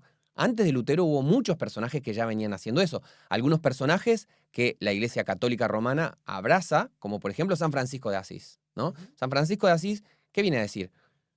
¿Qué es esta pompa? ¿Qué es este lujo en el cual estamos viviendo? ¿No? Se presenta delante del Papa desnudo, ¿no? Y el Wow. Papa dice, pero cubran a este loquito. O sea, y él lo que está haciendo es mostrar, como de una manera, en un acting profético, podríamos decir, se está presentando diciendo, no necesitamos todo este oro, todo este lujo, ¿no? Mm, Entonces, San Francisco fue alguien que fue en ese camino, pero no fue el único. Alguien como Savonarola, por ejemplo. ujú. Girolamo Savonarola, que vivió en la Florencia de los Medici. Y venía diciendo, es lo mismo, ¿qué pasa con todo este lujo, con esta pompa? Necesitamos volver al cristianismo más básico. ¿Qué pasa con toda esta lucha por el poder? Necesitamos volver a las bases. A Savonarola lo queman en Florencia. Hubo otros personajes que también tuvieron un destino complejo, como por ejemplo Juan Hus o Jan Hus en Bohemia. A Jan Hus también lo matan. Wycliffe en Inglaterra, ¿no? Que tiene sus seguidores que son los Lollardos. También los proscriben. Wycliffe es el que hace una traducción de la Biblia al inglés. Ok. Los valdenses, ¿sí? Seguidores de Pedro Baldo, un francés que estuvieron muy desarrollados en la zona Francia, Suiza, parte de Alemania, parte de Italia. Entonces, dentro de la cristiandad de fines del medioevo, ¿no? 1300, 1400, ya venían levantándose muchas voces diciendo, esto no está bien, Mm, estamos haciendo cosas que están en contra del corazón de la fe que decimos profesar. Cosas que están en contradicción con lo que me encuentro cuando leo la vida de Jesús, cuando leo el libro de los Hechos de los Apóstoles, como vivían los primeros cristianos. Muchas voces ya venían diciendo, acá tenemos que reformar las cosas. ¿Qué significa reforma? Volver a una forma anterior, ¿no? Entonces, ujú. muchas personas venían diciendo, Martín Lutero en algún punto es uno más de todas Ok. esas voces. No es que se sacó la reforma protestante de Claro, la galera. No, no, claro. no. Él se suma a muchas voces que ya venían diciendo por canales oficiales y por canales extraoficiales, la iglesia apoyándolos y la iglesia asesinándolos. Eh, Hubo muchas voces y Lutero es una más de esas voces que viene diciendo, necesitamos retomar nuestra forma original. El cristianismo que nosotros estamos practicando no es coherente con el testimonio de Jesús de Nazaret y de los primeros Mm, cristianos, ¿no? Entonces había un lema en la época que era volver ad fontes. En latín significa volver a las fuentes, mm. ¿no? Estaba ese deseo de poder volver a reconducirse a los primeros comienzos del cristianismo para entender realmente en qué consistía esta alternativa cristiana. Lutero, entonces, siendo un monje, estudia teología formalmente, tiene un doctorado, se dedica a estudiar la Biblia también, da clases de la Biblia sobre los Salmos, sobre Gálatas, sobre el libro de Romanos, y particularmente cuando lee el libro de Romanos se le hace un clic, ¿no? Y entiende algo que pone en crisis la iglesia y las doctrinas de la época, ¿no? Lutero descubre, al leer Romanos 1:17, un pasaje que dice, el justo por la fe vivirá, ¿no? Y entonces, como eso lo pone en crisis, porque dice, claro, me están planteando de que el cristianismo, más que, por ejemplo, una serie de cosas que hay que practicar, una serie de cosas que hay que hacer para poder lograr la salvación, ¿no? Para poder escapar del purgatorio y alcanzar la cantidad de méritos para entrar en la visión beatífica, o sea, para poder entrar al cielo, en poquitas palabras. em, a Lutero se le hace un clic cuando dice que el justo por la fe vivirá, ¿no? Entonces, él dice, no es suficiente con que yo simplemente como tache casillas. Hice esto, ok, ok, ok, ok, sino que hay una relación amorosa con lo divino, ¿no? El justo por la fe vivirá. Yo vivo al poner mi fe, y que fe no es simplemente tengo las ideas correctas en la cabeza. Fe, en latín, la palabra que usaba mucho Lutero es fides, que tiene que ver con el concepto de confianza, ¿no? Ok. Entonces, poner la confianza en Dios, no solamente las ideas correctas, no solamente una práctica, sino poner la confianza, la devoción, el amor en Dios. Entonces hay algo de muy místico en la figura de Lutero, de tener un encuentro profundo con Dios que lo hace trizas, o sea, sus expectativas sobre el mundo entran en crisis cuando siente que tiene una unión con Dios muy profunda. Él dice, cuando descubrí esto sentí que las puertas del cielo se me abrían de par en par. El tipo vivía con una angustia religiosa tremenda, teniendo miedo a la muerte, esperando, o sea, de hecho él se hace cura porque tiene miedo. Un día se hace monje porque viene por la calle y estaba lloviendo y hay una tormenta y él tiene miedo de morirse en la tormenta. Entonces hace una promesa y dice, Santa Ana, si me salvas de esta, me hago monje. Entonces, es tan grande su miedo a la muerte, el miedo a Dios, que lo iba a venir a castigar, que de pronto cuando descubre Claro. eso, que lo que tenía que hacer era poner la confianza en Dios, eso le trae un alivio gigantesco, ¿no? Por eso, a mí me gusta hablar que fue como una llave, Mm, ¿no? Que sí, hizo sí, que sí, sí. Lutero destrabara la angustia profunda que sentía, y que no solo era la angustia suya, sino la angustia de toda una época marcada por el miedo a la muerte, una época marcada por la plaga, por las guerras, por los salteadores y saqueadores. Entonces, la justificación por la fe, que así él llamó esa doctrina, Claro. fue como una llave que le trajo mucha paz espiritual. El tema es que esa llave espiritual, cuando él empezó a hablar sobre eso, mucha gente le empezó a decir, pará, te estás cargando cómo está funcionando la iglesia hoy en día, ¿no? O sea, lo que vos estás diciendo puede estar genial, pero tiene consecuencias muy concretas, porque para el funcionamiento de la iglesia y para el funcionamiento de los reinos, esto que estás diciendo tiene muchas consecuencias, tiene muchas implicaciones. ¿Y cómo funcionaba ese reino y esa iglesia? Por ejemplo, una de las formas en las cuales la iglesia y también los magistrados tenían para conseguir ciertos recursos era mediante lo que era la venta de las indulgencias. Las indulgencias eran, lo pongo en este término muy sencillo, era como una especie de peaje que vos pagabas para poder estar en paz con Dios, ¿no? Era un peaje porque vos, qué sé yo, eh, tenías, por los pecados que tenías que purgar, tenías que pasarte cierta cantidad de años en el purgatorio, ¿no? Para purgar tu pecado. O un familiar tuyo estaba durante miles de años purgando sus pecados en el purgatorio. Entonces, la iglesia ofrecía como una especie de vía más corta Mm, para purgar tus pecados, ofreciendo indulgencias que vos podías hacer ciertas cosas. Una de esas formas era pagando por esas indulgencias. Otra de esas formas era visitando reliquias, haciendo ciertos peregrinajes. Y de esas maneras vos te asegurabas que tu salvación eterna estaba en paz. Entonces, el motivo por el cual se armó problema con lo de Lutero, o sea, recordad que Lutero es un profesor de teología. claro, claro. Y él está enseñando teología en la universidad y como, no pasa nada. O sea, estás diciendo esto está dentro del ámbito universitario. Pero cuando ¿dónde se produce el crossover entre la universidad y la sociedad? Cuando Lutero le toca el bolsillo, Mm, básicamente. claro. Porque él dice, las indulgencias no tienen que ver con esta lógica de que nosotros simplemente con poner nuestra confianza en Dios podemos ser salvos. Mm, Me estás diciendo que tengo que hacer ciertas cosas o poner cierto dinero para Claro. poder estar en paz con Dios. Y ahí se armó. Ahí se armó en el año 1517, Claro. Lutero lanza, pega en la puerta o manda una carta. Hay diferentes lecturas sobre qué es lo que pasó realmente, pero el 31 de octubre de 1517, Lutero distribuye un texto que se suele conocer como las 95 tesis. Por Ok, eso mi el de libro tu libro, se ok. llama 95 95 tesis tesis. para la nueva generación, porque yo hago como un gesto similar al de Lutero, Ok, proponiendo mis propias tesis. ok. Eh, y estas 95 tesis fueron como una chispa que prendió un fuego. ¿Pero por qué? Porque Lutero fuera tan genio, era muy genio. Y también era muy personaje y también tenía, así como grandes luces, grandes sombras. Claro. Pero si prendió fuego, fue porque todo estaba preparado para que se prendiera fuego.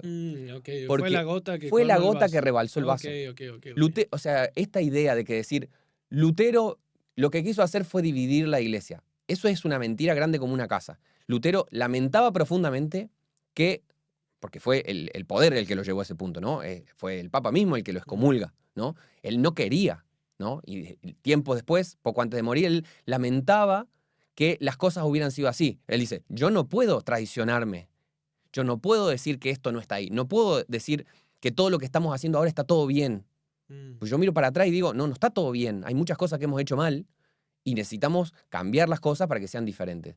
Pero Lutero no quería romper la iglesia y crearse una nueva porque era un claro. arrogante y un soberbio, ¿no? Esa es una lectura con muy poco fundamento histórico, ¿no? Eso sería lo primero para decir. Lo segundo para decir es que este movimiento que hizo Lutero fue uno de los tantos, ¿sí? Como ya te dije, había varias líneas que en la época intentaban traer una reforma, una renovación de la espiritualidad cristiana, y al menos en el siglo XVI podemos encontrar 3, 4, 5 líneas importantes. La de Lutero, Calvino y Zwinglio, que son los tres grandes reformadores, que se suele conocer como la reforma magisterial, donde una iglesia protestante se terminó convirtiendo en la iglesia nacional, ¿no? Entonces Lutero, la iglesia funda o comienza o pone en movimiento, por así decirlo, la iglesia luterana alemana. Mm, Por ejemplo, Zwinglio en Suiza, en Zúrich, Calvino en Ginebra, y así en diferentes ok. otros lugares, como que van surgiendo iglesias magisteriales, como se conoce. Esa sería como una línea de la reforma. Una segunda línea de la reforma sería una reforma más, no necesariamente religiosa, institucionalmente religiosa, pero es la que llevan adelante los humanistas, ¿no? Con Erasmo de Rotterdam, que quizás lo Mm, escuchaste nombrar, a la cabeza, ¿sí? Esta ok, fue como otra línea de reforma. Otra línea de reforma es la de grupos que se suelen considerar de la reforma radical, como ok, grupos como los anabautistas, y que después vendrían ok. grupos como los menonitas, los cuáqueros, que a lo mejor Ok, escuchaste hablar ok, de sí, la sí, avena sí. cuáquer. Sí, sí, sí, Bueno, sí, los sí. cuáqueros son uno de estos grupos que Ok, vienen de la reforma radical. Y después viene lo que fue la reforma dentro de la institución católica romana, que viene a ser estructurada bastante a partir de la contrarreforma del Concilio de Trento, ¿no? Entonces, de diferentes maneras, en el siglo XVI se produjo una renovación de claro. la espiritualidad cristiana, ¿no? La gente miró para atrás y dijo, hay cosas que las estamos haciendo bastante mal.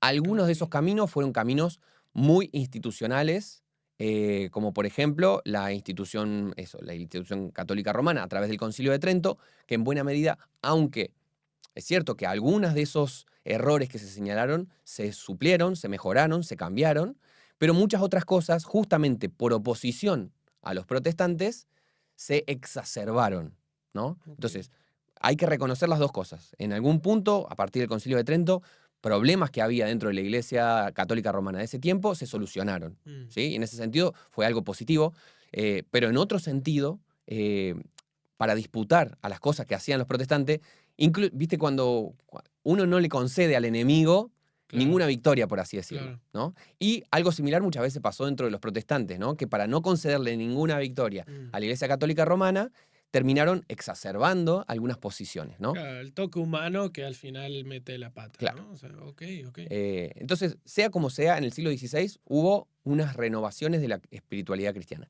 Y lo interesante me parece es que siempre la espiritualidad cristiana se está renovando y necesita renovarse, ¿no? Porque estamos hablando de una fe que está viva, ¿no? No es simplemente un depósito de agua que no se mueve. Porque justamente lo que pasa cuando el agua está inmóvil es que se empieza a pudrir, El agua ya no sirve para tomarse. ¿Por qué? Porque no está en movimiento. Por eso, desde la fe cristiana se piensa que la historia de la iglesia, con todos sus vaivenes, con todos sus matices, es la historia del río del Espíritu atravesando cada uno de los siglos. Y es un río que está en movimiento, ¿no? Y a veces ese río nos va a llevar por caminos que son insólitos o que no lo sabemos o que no los entendemos, pero si el río del Espíritu está en movimiento, significa que constantemente va a estar limpiando nuestro caudal de todas estas cosas que no representan fielmente el espíritu de Jesús y de los primeros cristianos, ¿no?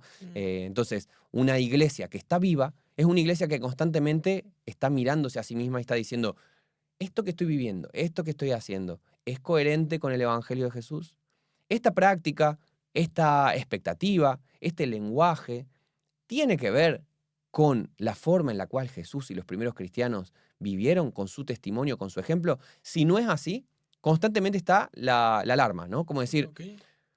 está bien, somos humanos, somos pecadores, somos falibles, pero hay una invitación para volver a convertirnos. Por eso está la idea de una reforma, de poder volver a una forma que se abandonó, a una forma lejana, a una forma que muchas veces necesitamos sacarnos las gafas, los lentes Sí, de sí, sí. nuestra propia época para poder mirar las cosas de una forma nueva, ¿no? Y no simplemente seguir haciendo las cosas tal como vienen siendo. Em, Tengo muchas consultas sobre el tema de la iglesia, pero quiero seguir con la metáfora del río porque ahora me da mucha curiosidad de el que está escuchando dice, vale, muy bien, hemos hablado del pasado, de Dios, todo muy bien, pero vamos a hoy, o sea, vamos al posmodernismo, como que tenés un libro ahí que lo vas a mencionar, cristianismo en posmodernismo.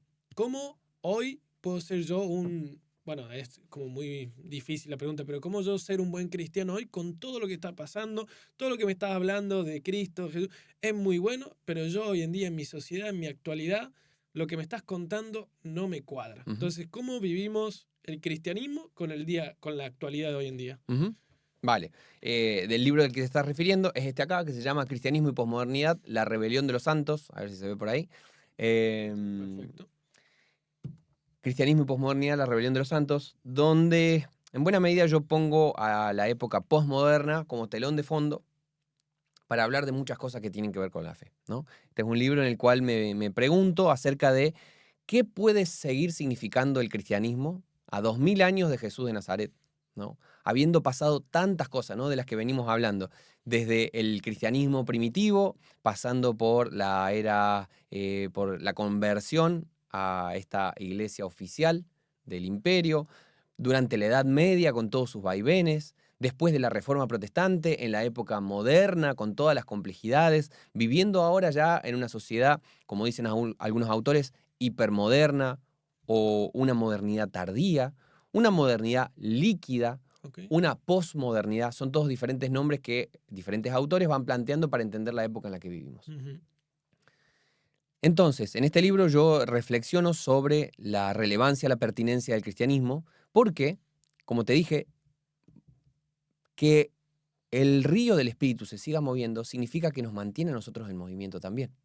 Es decir, ser fieles al cristianismo, ¿no? Ser fieles al testimonio de Jesús, de los primeros cristianos, no es simplemente, no sé, me voy a vestir con una toga, Claro. voy a comer pan sin levadura, voy a, no sé, a irme a vivir a Tierra Santa y voy a vivir en una casa construida con barro y voy a ser carpintero. Claro, es que cuando mencionas volver a los tiempos anteriores, yo decía, claro, pero es que me voy a volver a Claro, vivir en una cueva así, no quiero, o sea, no claro, quiero. no, claro. Uno dice, si eso es ser fiel al cristianismo, a la fe cristiana, a Jesús, o sea, seríamos rarísimos. Claro, claro. Y además como sería como un poco inhumano también, porque lo cierto es que el tiempo pasa para todos, ¿no?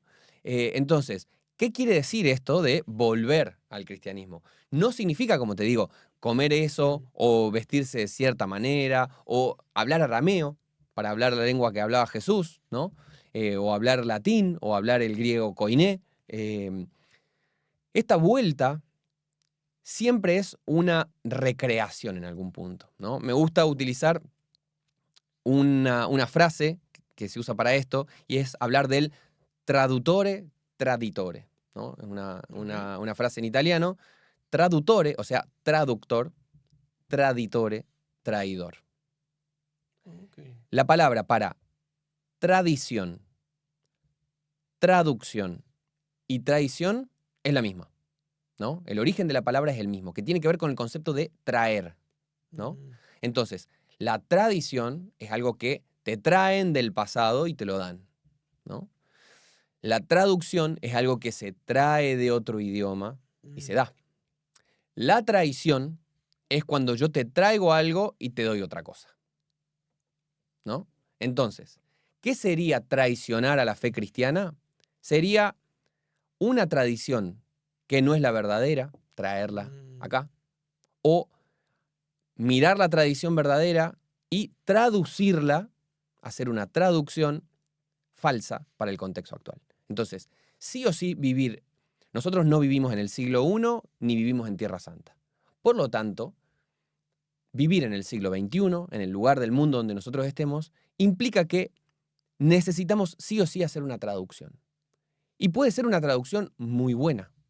Cuando una traducción está bien hecha, se mantiene el corazón claro. de lo que se está diciendo en el idioma original, ¿sí? Se mantiene en este contexto lo que Jesús dijo, lo que practicó, lo que enseñó, su vida, su resurrección. Todas esas cosas pueden ser traducidas al tiempo actual, pero si se hace una buena traducción, Claro. ¿no?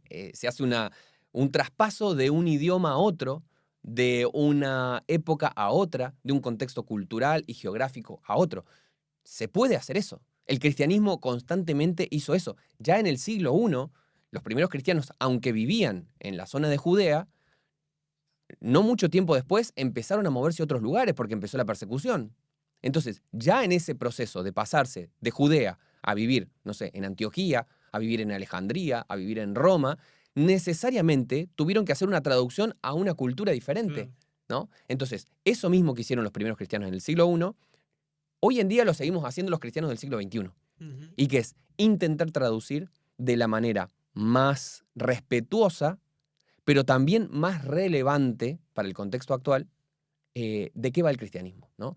Es traer esa tradición e intentar hacer una traducción sin llegar a una traición, Ok. ¿no? Ok. No traicionar el corazón del evangelio cristiano. En nuestro contexto, yo creo que se puede hacer, pero va a implicar hablarle a un idioma, hablarle a una cultura, hablarle a una realidad que no es la del siglo I y que tiene sus propios desafíos. Desafíos como la hipercomunicación, la Claro. globalización, el Claro. secularismo, desafíos como la fragmentación social, desafíos como la inteligencia artificial. Y en cada una de estas cosas, los cristianos creemos que la fe puede aportar mucho a todos estos debates. La fe cristiana que tiene que ver con el ejemplo de Jesús y de los primeros cristianos, pero también tiene que ver con los aprendizajes que nos quedan de estos 2000 años de historia. Muchas cosas han pasado, algunas cosas muy buenas, algunas cosas muy malas, Mm, y de todo eso hemos aprendido, y por eso los cristianos tenemos mucho para aportar a estos debates actuales, ¿no? claro. Em, pero creo que en ese proceso hay que evitar tres grandes errores en los que suelen caer los cristianos. Yo suelo sintetizarlos como tres grandes errores a partir de metáforas bélicas, Ok. ¿no? El error de la trinchera, el error de la retirada y Mm, el error de la rendición. La trinchera sería meterse en un lugar seguro, dentro del mismo terreno de batalla, pero estoy en un lugar seguro y desde ahí los miro a todos y digo, todos estos son enemigos, ¿no? ok. Todo eso que está pasando allá afuera está todo mal, Ok. ¿no? Estos son los enemigos, esto hay que combatir. Y no te das cuenta que vos estás en el mismo terreno, ¿no? Vos estás diciendo, todos los que están en este terreno son todos mis enemigos. Vos vivís en el mismo terreno, Claro. ¿sí? Claro. Generalmente esta postura de trinchera ha llevado a que algunos grupos sociales, algunos grupos cristianos, en su relación con la sociedad, se vuelvan muy bélicos, muy peleadores y que ven todo lo que está pasando como el enemigo que hay que derrotar. Claro. Y está esta idea de que si volviéramos al pasado todo sería mejor, Mm, ¿no? Que todo sería mejor si viviéramos en el año 50, donde todo el mundo técnicamente era cristiano, pero no. Simplemente había una tradición cristiana más fuerte, pero no significa eso que todo el mundo fuera cristiano. totalmente. Entonces, Ese Wow, sería como el primer wow. problema. Me gustaba lo del famoso del mundo, todo el mundo es malo, todo el Claro, mundo es malo, pero tú estás dentro del mundo. No, claro, no, pero el mundo es malo. ¿sí? Tal cual. Ok. O sea, cuando la Biblia habla acerca del mundo, lo habla en un sentido de realidad, de, de generalidad, ¿no? De vivir en el mundo. Y dice, por ejemplo, el Evangelio de Juan, que de tal manera amó Dios al mundo, ¿no? Dios lo ama al mundo, ¿no? Tanto lo ama que envió a su único hijo para que aquel que cree en él no se pierda, sino que tenga vida eterna, ¿no? Dios ama al mundo, pero al mismo tiempo dice que hay que resistir al mundo, ¿no? Se usa un mundo en estos dos sentidos. Resistir al mundo entendido como pecado, entendido como maldad. Ujú, Entonces, tenemos que ver a qué nos referimos cuando hablamos de mundo, mm, ¿no? Muchas totalmente. veces, desde la actitud de la trinchera, se mira todo el mundo, pero solamente en el sentido negativo, ¿no? Mm, Siendo que el mundo también es un lugar amado por Dios, ¿no?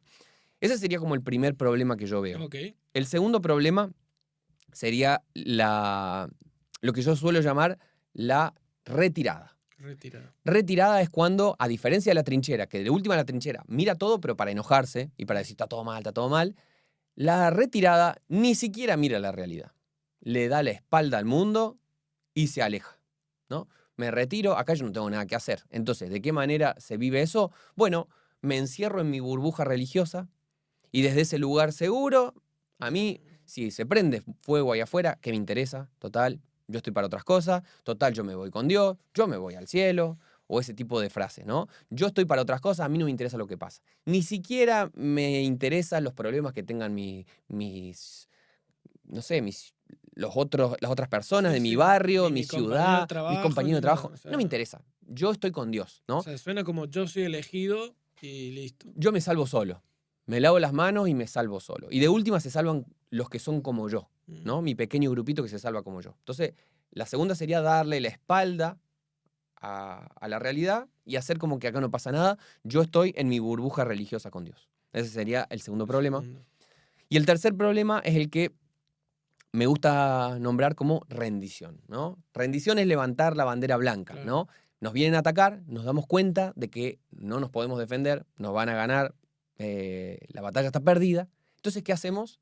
Abandonamos nuestra posición, levantamos la bandera blanca y decimos, bueno, tus términos son los correctos, ¿no? ¿Qué significaría esta metáfora en el ámbito de lo que estamos hablando? Significaría decir, por ejemplo, bueno, hoy en día ser cristiano tiene que sí o sí estar en consonancia y en sintonía con la hegemonía cultural, ¿no? Lo que en esta época se considera que es bueno o que es malo, ¿no? Ya no hay un deseo de traducir correctamente el Evangelio de Jesús para no traicionarlo, Claro, sí, sino que no. se traiciona el Evangelio de Jesús para poder ser coherente con la sociedad actual.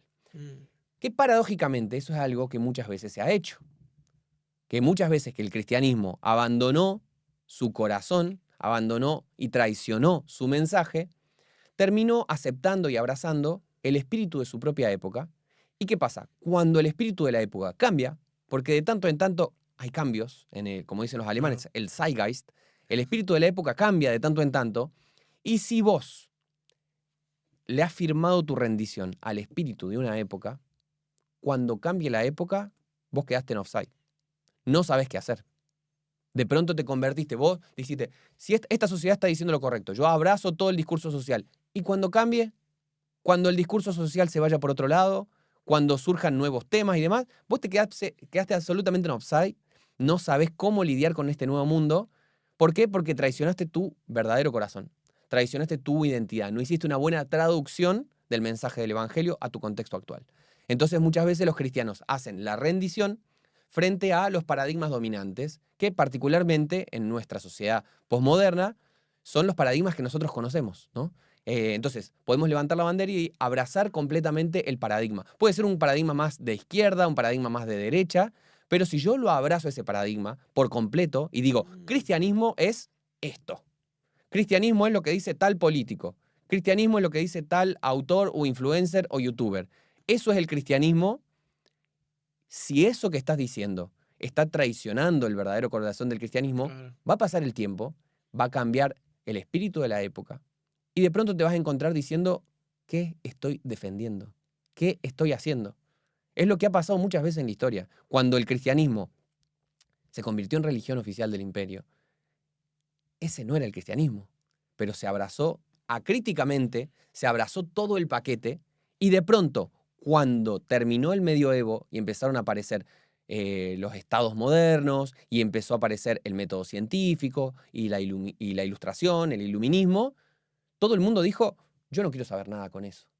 Pero eso no era el cristianismo, eso era la alianza que el cristianismo había hecho con el espíritu de su época, ¿no? Entonces, la trinchera, la retirada y la rendición, me sirven estas metáforas para explicar estos procesos bastante complejos acerca de cómo el cristianismo se relaciona con la cultura. Siempre el cristianismo se ha encontrado a lo largo de sus 20 siglos de vida con el desafío de poder traducir a nuevos contextos su esperanza. Y algunos de estos errores son errores muy comunes que se han visto en la historia y que hoy en día también se ven. Quizás en diferentes grupos con diferentes tendencias, a lo mejor por tu personalidad o por tu teología, te inclinas por uno de estos estilos. Pero creo que cada una de estas situaciones, la trinchera, la retirada y la rendición, tienen grandes problemas, ¿no? Para poder dialogar con la realidad, para ser fieles al cristianismo, para poder traducir correctamente el corazón del evangelio cristiano, pero también para poder ser relevantes en el contexto actual, para poder tener algo que decir que sea valioso, que sea necesario y que sea importante en la sociedad contemporánea. Wow. Las tres me ha dejado loco, pero sobre todo la última ha sido como, wow. Me dejó duro, me dejó duro. Pero Lucas, por tiempo, es como que tengo que cortar acá porque creo que si no podemos tirar 7000 horas más, creo que tiene que haber una segunda parte. Pero voy a hacer la pregunta como para cerrar que todo el mundo hace, porque has hablado de un Dios divino, un Dios muy bueno, un Dios, etcétera. Si Dios es tan bueno, ¿por qué hay tanto mal en el mundo? Esa es la gran pregunta que se hace todo el mundo. Ujú. Si Dios es tan bueno, ¿por qué hay tanto mal en el mundo, Lucas? Sí. Esa es una de las grandes preguntas de la historia de la filosofía y de la religión, em, que se suele conocer como la teodicea, ¿no? Se suele hablar eso, del problema del dolor como la teodicea. Para quienes quieran meterse como más de lleno a esto, y eso, porque no vamos a tener mucho tiempo para desarrollarlo, pero quienes quieran leer sobre esto, a lo mejor te está pasando algo muy terrible en tu vida, a lo mejor estás absolutamente desilusionado de Dios. ¿Cómo puede ser que si Dios existe, si es un Dios bueno, te haya pasado lo que te pasó? Si estás en esa situación, y te miro a la cara mientras lo digo, em, podría recomendar 2 libros, que cuando yo me encontré en esa situación, esos libros fueron importantes para mí. Uno de esos libros se llama El problema del dolor, que lo escribió C.S. Lewis o C.S. Lewis, Ok. el autor de las Crónicas de Narnia. C.S. Lewis aborda en ese libro el problema del dolor, un desarrollo muy, muy detalle a detalle, intentando tirar por tierra algunas dudas que uno tiene, ¿no? Cuando yo me encontré en ese punto por cosas que me pasaron, tenía muchas dudas, tenía mucha bronca, tenía mucha impotencia, ¿no? Porque me dicen que Dios es todo esto que está buenísimo y de pronto me pasa todo esto, ¿cómo hago para que estas dos cosas se relacionen? Ese libro, El problema del dolor de C.S. Lewis o C.S. Lewis, fue muy importante para mí. Un segundo libro que fue importantísimo también es uno que se llama Desilusionado con Dios, de un periodista y teólogo norteamericano que se llama Philip Yancey, o Ok. Philip Yancey, con Y al final. El libro de Yancey, Desilusionado con Dios, también fue fundamental en mi peregrinaje de fe para ayudarme a comprender mejor lo que me estaba pasando y que no solamente se quedara en el ámbito de la bronca y la impotencia, sino también para conocer un poquito mejor acerca de qué tiene para ofrecer el cristianismo para hablar de estas cosas, ¿no? Em, Él usa la idea, que me parece muy buena, de que cuando uno se desilusiona es porque antes tuvo una ilusión, ¿no? Entonces, si vos te desilusionaste con Dios, probablemente te habías construido una ilusión acerca de Dios, que no es lo mismo que Dios, ¿no? Entonces, en buena medida, cada vez que yo me he desilusionado con Dios, que me ha pasado muchas veces, en realidad, cuando llego a ese punto, me doy cuenta, al desilusionarme, de que me había construido una ilusión, ¿no? Entonces, cuando yo me doy cuenta que toqué un nervio y de que, wow, me acabo de desilusionar, había construido una ilusión ahí. Eso me lleva a seguir buscando, a seguir preguntándome acerca de cómo es Dios realmente y no las ilusiones que yo me puedo haber creado antes. No mi mundo, mis expectativas, sino cómo es Dios y cómo Él se ha presentado. Eso sería, en primer lugar, como un camino que me ha ayudado a mí. Cada vez que me he topado con mi propia desilusión al respecto de lo divino, eso me envalentona para seguir buscando el sentido de las cosas. Podría decir eso al respecto, podría decir también que, que hay que tenerse paciencia primero y que vivir el dolor solos es algo bastante terrible. Em, Siempre es bueno poder tener personas con las que compartir el dolor, que compartir la carga, personas que puedan llorar con nosotros, ¿no? Hay un versículo que dice que hay que llorar con los que lloran, ¿no? A veces cuando alguien está llorando, la respuesta más fácil es decir, dale, Anda dale para atrás. chiquito, dale para adelante, no, no pasa nada, no pasa nada. Y sí, pasa un montón. Entonces, llorar con los que lloran a veces es la mejor respuesta que tenemos para dar, ¿no? Acompañar en el proceso. Em, y tenerse paciencia, digo eso también porque el dolor a veces es algo bastante extendido en el tiempo. Pasan los meses, a veces pasan los años y uno siente que el dolor no se va o que no se termina no termina de desaparecer. En mi experiencia, y por eso uno puede simplemente ser un testigo de lo que vio, ¿no? Me llamaron acá y me pusieron en el estrado para dar un testimonio acerca de por qué si hay tantas cosas eh, malas en el mundo, decimos que Dios es bueno. En mi experiencia, cuando me he encontrado en ese lugar, he hecho una oración y que fue, Dios, si existís, hace algo, te espero.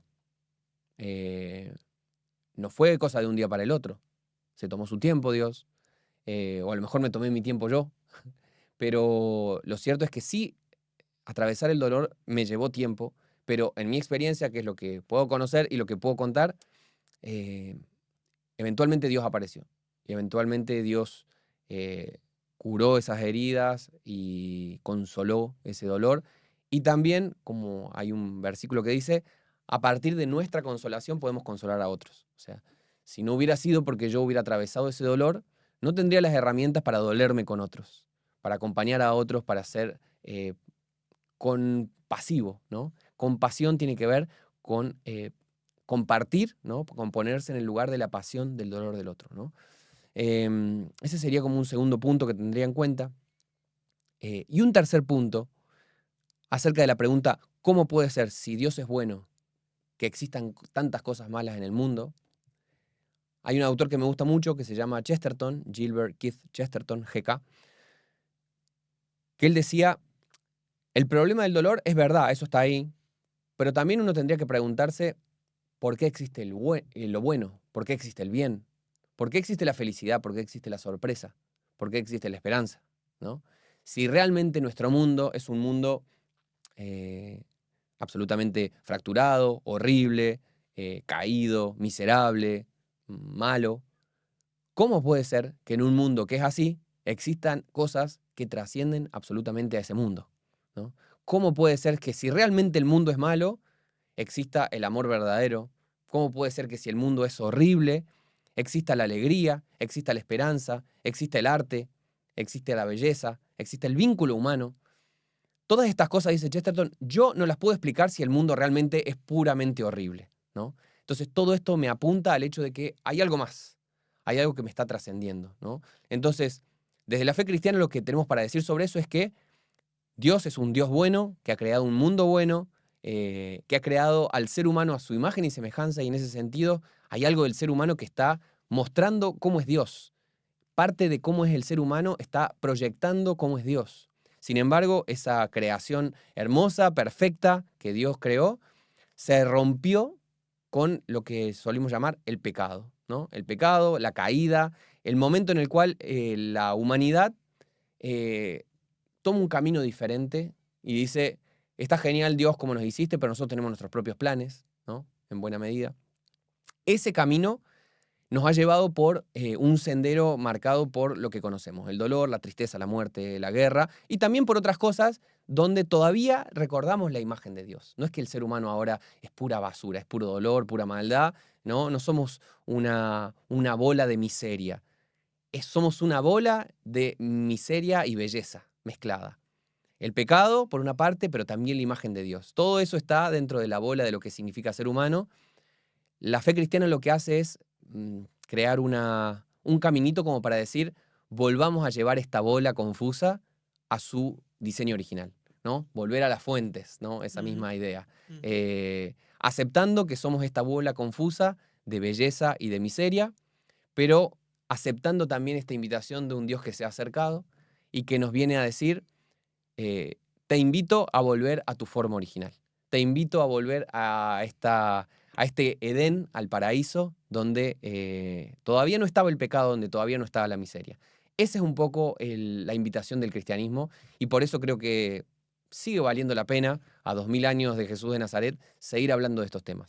Le han hecho mucho bien a muchísima gente. Yo soy una de esas personas.